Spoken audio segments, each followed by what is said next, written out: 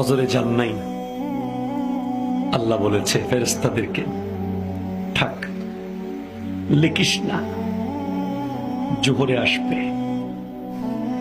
আমার বান্দা তো। আল্লাহ পানি বন্ধ করে দেব? না না না, আমার বান্দা। খানা বন্ধ করে দেব? না না না, আমার বান্দা। আমি না গাফফার?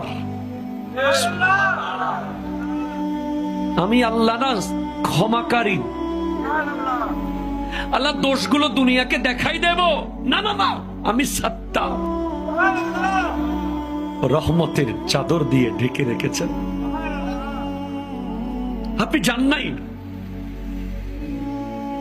আপনাকে হাইয়া আলা সালাহ বলার পর আবার হাইয়া আলাল ফালাহ বলেছেন। হাইয়া আলা সালাহ বললে হতো, ফালাহ কেন বললো? আরে তোর লাভের জন্য আয়।